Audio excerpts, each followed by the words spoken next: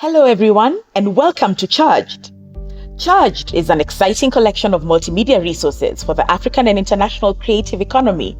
It is curated and produced by HEVA, Africa's first dedicated creative economy finance, business support, and knowledge facility.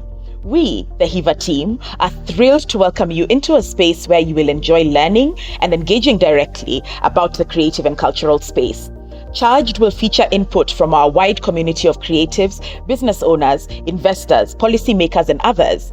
We are certain that you will pick up on something to help you along your creative business's journey, wherever you may be.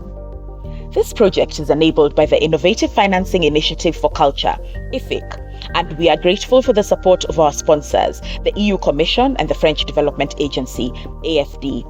The resources of Charged include audio and video interviews, short clips, articles, and more. We're super happy to welcome you to one today. Do let us know what you think on our social media channels using the hashtag Charged. We are at HEVA Fund on Facebook, Twitter, and Instagram. For now, sit back and enjoy. Jeannine, it's really wonderful to have you here with us today, and especially with the kind of topic that we're discussing. We want to, with this series, kind of demystify the ways in which creative enterprises get money, and that's why we are calling the series "Show Me the Money," so that people are very aware that money comes from places. It's very clear where these places are, and it goes to places, and it does very specific things in these creative businesses.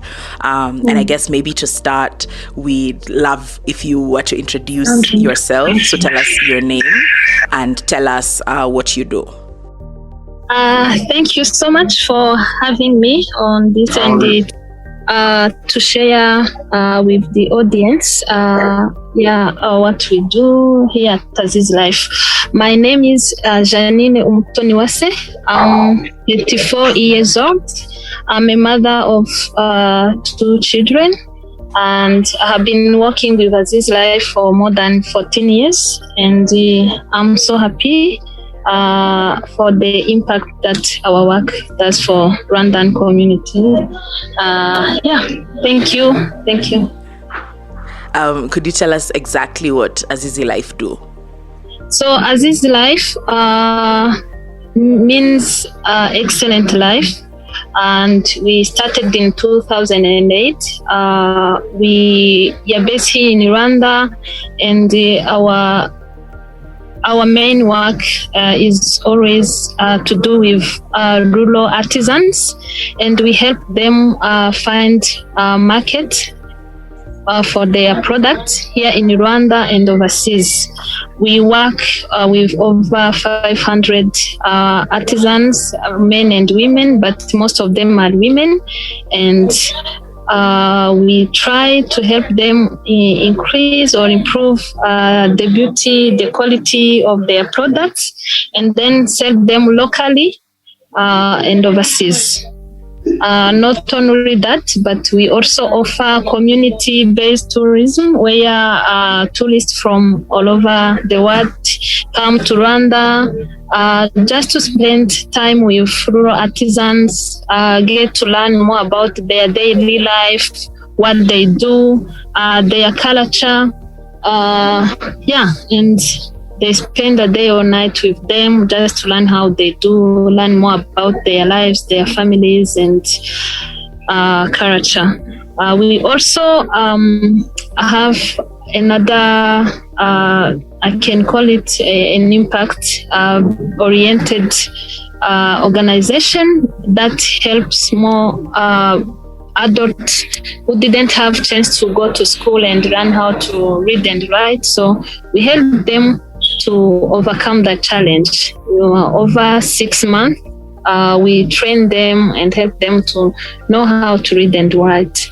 We also help our communities around us to overcome some barriers that they meet in their daily life. For example, those who are living in remote places where there is no clean water, electricity, to give them water filters so that they can eliminate the barrier of drinking clean water, and also giving them solar lamps so that at least at night they can help their children to revise their lessons, for those who have other things to work on during night time, so that they can utilize that time also.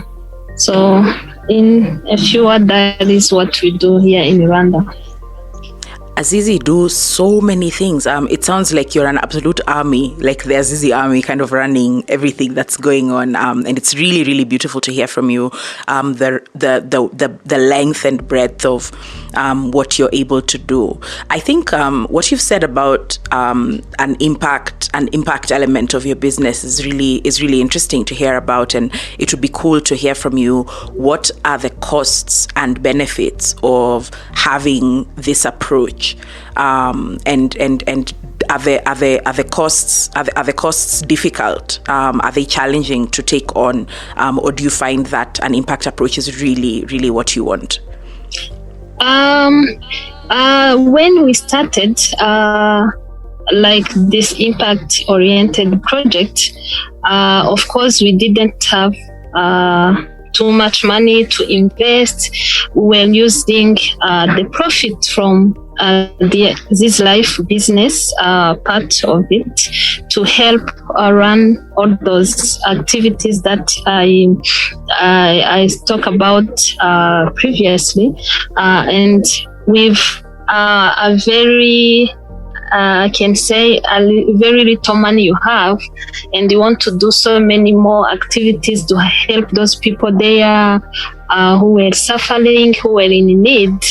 It costs you much more than the money you are trying to invest, because you are also reaching out to friends, families, and other people to help in, but like the outcome way more than the cost. So when you see about more than like thousands of people are now able to read and write, they can go to the bank, fill in those forms by themselves.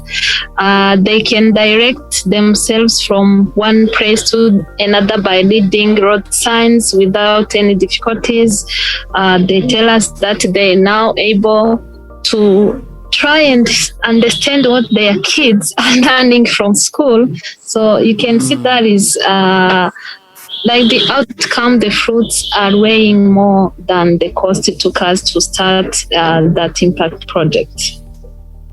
That's really beautiful about what being able to see the direct impact of the work that you're doing in your communities. We want to kind of focus a little bit more specifically on the women artisans that you work with in rural areas, and in what ways has working with them been beneficial for them, as well as for you at Azizi Life?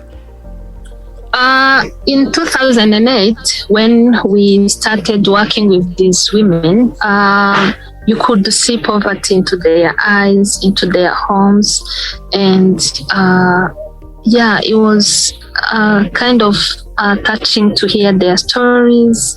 One would say, if I manage to eat lunchtime, I don't know when my next meal will be, because I have to walk for my neighbors in their lands to be able to get food, and sometimes what I get is not enough for the whole family. My children are not able to go to school, and I want to do something so that I can help my family get out of poverty. So the need was there, and then we knew that they were trained to do art and crafts, but they didn't have market for their products. They could only sell those in the community, but the money they got from the products was not even enough to cover raw materials. So after that, nothing left to help them get food or soap or other basic needs for the family. So we jumped in to help them get, first of all, we're trying to give them a fair price that will honor raw materials, their time, energy, and then be able to reinvest in another product. So now you can see that helping a woman, you are not helping one person, you are helping the whole family. So if the whole family is helped, is fed, then because they have those orders that they are working on, go back and work in their own lands for them. Now you are not only empowering the woman, her family, but you are also empowering her neighbors, her community. So for us, we are not only working with those 500 artisans, it's beyond more, because we are touching also their communities. And we can see that it's, personally, I consider Azizi Life as an umbrella or a big tree in which so many birds, animals can come and hide themselves from the sun or the rain. So that's how I see working with those rural women, it's impacting their lives, lives of their families and their community as a whole. Jeannine, what benefit has it brought you as a person and as the person who founded and runs Azizi Life? What benefits have you found for yourself and for Azizi in working with these rural women artisans? Personal benefits are so many. I'm so happy to go, and are now able to help themselves, are able to help others. So it brings me joy, courage, and honor. And for Azizi Life, encourages us to keep working, move forward, no matter the barriers, no matter difficulties we meet as a business. But because we have in our background those people who are like keep requesting us work, and we know what will be the fruit after all, it gives us energy and courage to move forward. I see. Do the women artisans in any way have any input with regard to how you're managing Azizi Life and how Azizi Life is growing? Yeah, they are like our partners. For example, we have an annual Artisan Council where we call them and request them to tell us what they think we can change in the management of Azizi Life. We ask them to be open, tell us if like they think we are not using well the money, or if ex-staff is not behaving well toward themselves, or if they think like the money we are paying is not enough, or they somehow help us to define our management strategies, to help us working well with them, not as if we are like dictators toward them. We tell them what to do, they have to listen and obey, but we also want them we want to hear from them so that it can help us to strengthen the relationship that we have already built with them. Okay. When you remember, for instance, the questionnaire, were there any really interesting things that the women said that really enabled you to have insight into how you wanted Azizi to grow and change?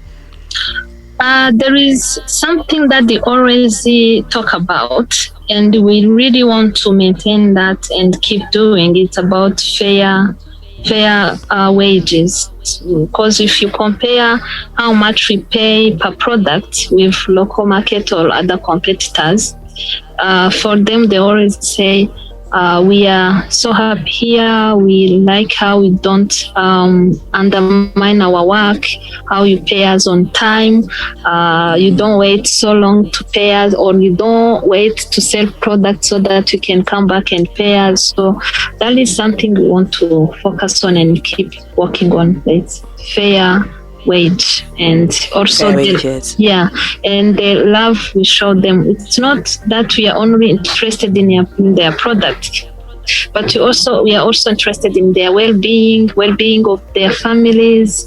We also touch their spiritual life. We run Bible study here at the office, so that we can help them shape their relationship with God, with their neighbors. So they are so happy about that aspect as well. That's really wonderful to hear. I think at this point we can start talking about the ways in which businesses look for financing, and we particularly wanted to speak with you about the element of loans. And maybe the first question in that regard we can start with is, what do you think a creative business would need to know before starting to look for a loan? I think the most important thing to think about as a creative business is, do you really need the money? Is there a good reason to seek for the loan? And then, are you going to use the loan in a way that it will pay back itself? The money from the loan will help you to pay back without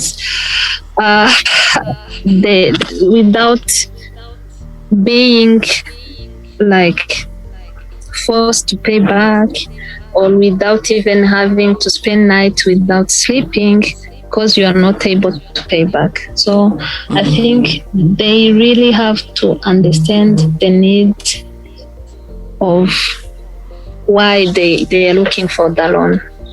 I think that is important. The readiness is there, and also the reuse of the loan. That is two things I think they have to think about before seeking or getting any loan. Okay. When you were thinking about getting a loan for Azizi, what were the things that were going through your head? What are the thoughts that you are weighing? Whether it was pros and cons, or for you, what did you want to get a loan for Azizi to do? For Azizi Life, we have been in business for 14 years. There are some challenges we managed to overcome, and there are others that we say if we had outside help or loan, we could do this better. So we had the problem of dyeing sisal to get different colors so that we can produce our balls, baskets, jewelries, and so on. But like over those past 14 years, we have been trying to overcome this challenge of dyeing sisals and then not get the end result as we were expecting. For us, it was costing money, time, and energy, but whatever we tried to do, it was not working, it was not helping, simply because we were using traditional ways to dye our sisals, but it was not working. So we were working with RDB, with their export. There is a program that is helping exporters to overcome challenges they are meeting in their business in life. They provide trainings, financial support, technical support, and that's when we had about HEVA. That was this opportunity that businesses can apply for this loan, but you have to be specific with what you're going to use the money for. And then because I was the one attending those trainings, like following up with that exporters program on Azizi Life side, I saw this opportunity, and then I thought about the challenge we always meet but never have a solution for. And then I say, what if we took this opportunity and then get this loan if possible, and then address our challenge of dye. And then if we get money, it will help us to renovate our dyeing system by implementing, starting or build a professional dye lab. And then by having the lab, we will be able to overcome the challenge that we are facing. We can serve more clients. We'll have happy clients because now we'll be giving them the colors they have requested. And also there are sometimes that we receive clients, but they show us the colors they want to have in their balls or basket. And then we say, no, we can't really achieve or get this color you are looking for. And sometimes we are obliged to impose them with the colors that we are able to produce. So we're thinking that if we get the money, we can eliminate the problem.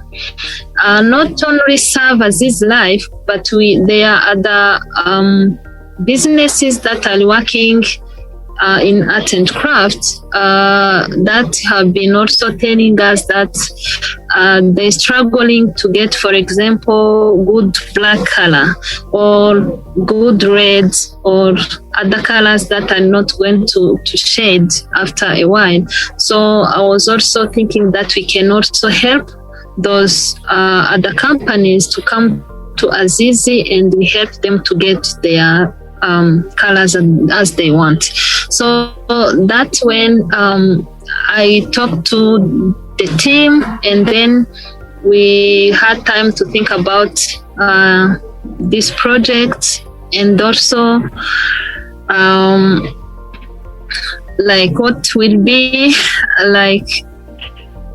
the benefit when we get the loan, but also what could be problems that will come if we take this money. So that's how the idea came. And then after analyzing bad and good of this, we decide to take on the process.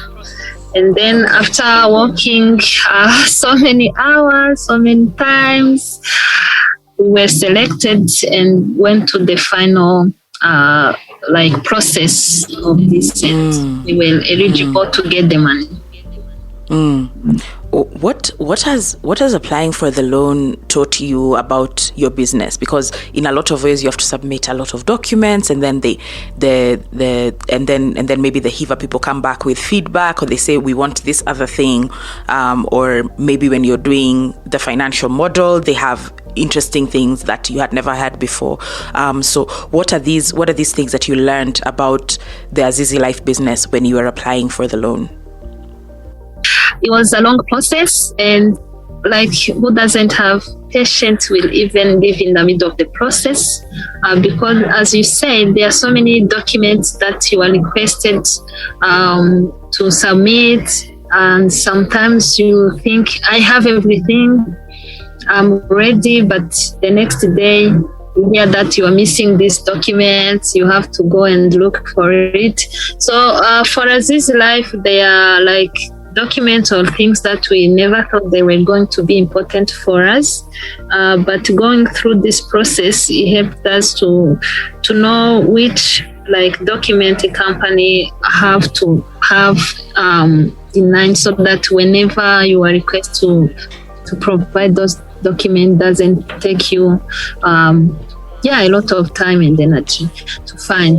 And also with the financial modeling, we discovered that the way we are doing our accounts, it's not really at the level we're thinking of.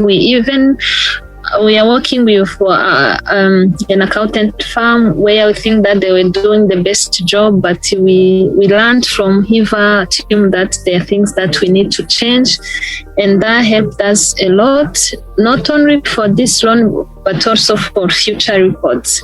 And I think it's great. It helped us also to make sure that our documents are are well kept, are in line, and whenever we need, for example, for our next loan, if it's going to happen, I think we'll be ready and will not cost us energy and time as did with this time.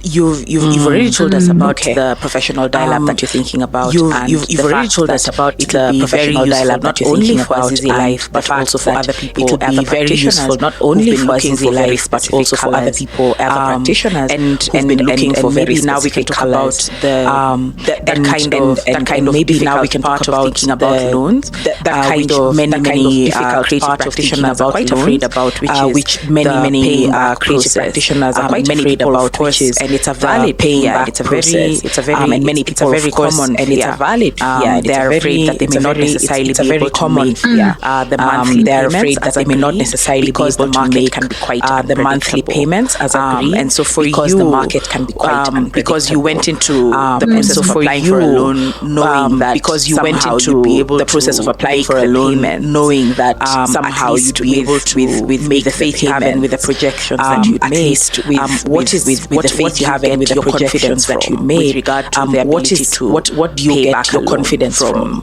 where you are in your business right now? Pay back a loan from where you are in your business right now. For the first time we were afraid, and for Azizi Life was the first time we applied for the loan.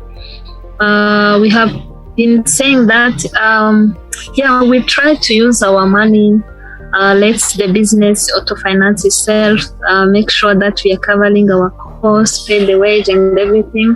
And we're like somehow afraid of getting a loan. First of all, because we're thinking we are not there yet. But now that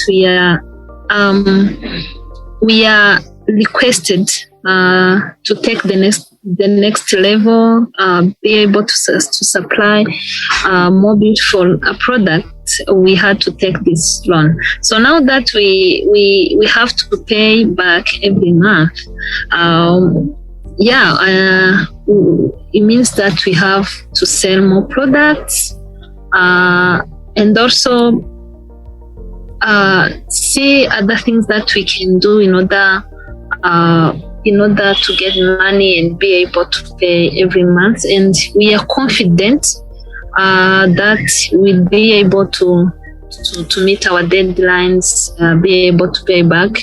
I can say that because I see that COVID is starting to give us some rest, which means that like tourists will start to come back to Rwanda. We make money from selling many products locally and be able to export more, but also be able to sell those experiences there to tourists, which is another big part of our income.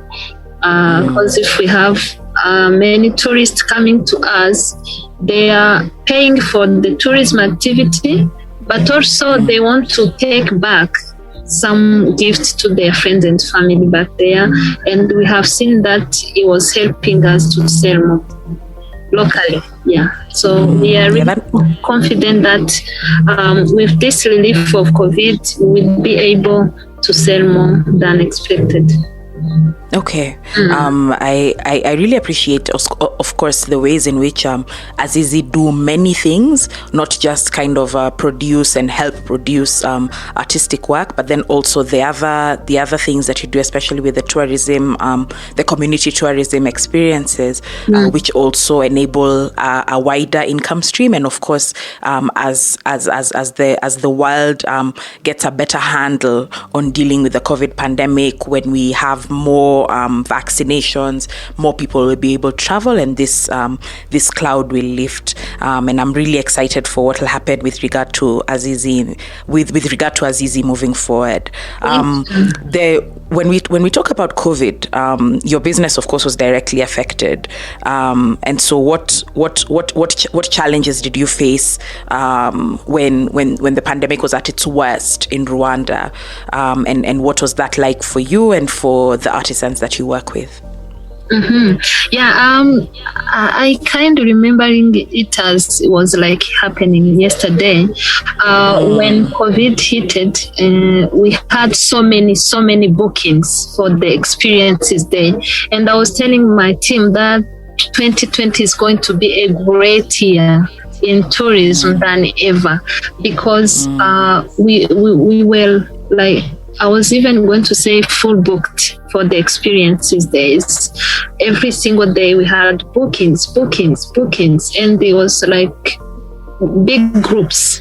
And for us, when you talk about big groups, it's so much more money than we have had in the past in this tourism part of the businesses.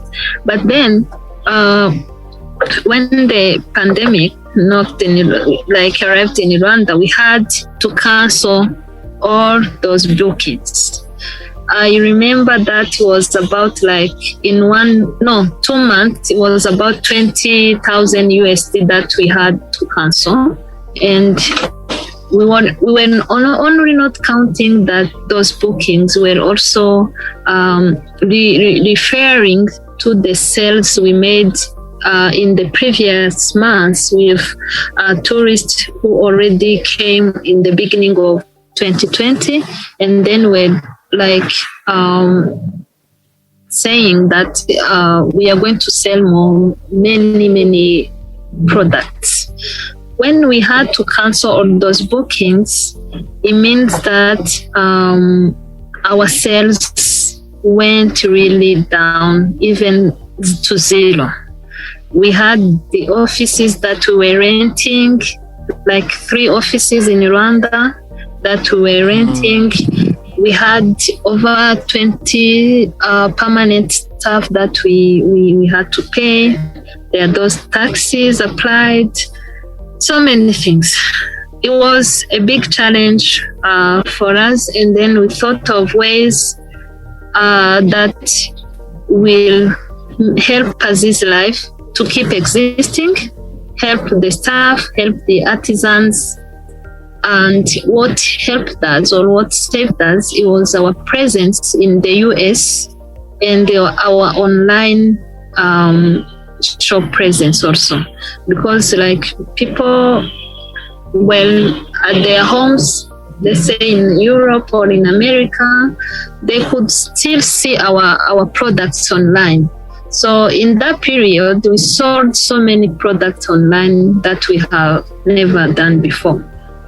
And then I can also say that in that period of time, it's when we received big orders for products. So even if we're in lockdowns, even if we're not selling locally, but we kept producing products here, so that whenever the first flight will resume, we'll be ready to export. So our exports went up more, and then our local sales went down, but it was like kind of balancing. And yeah, so even if we suffered locally, but it was not that big for us, it's life in general.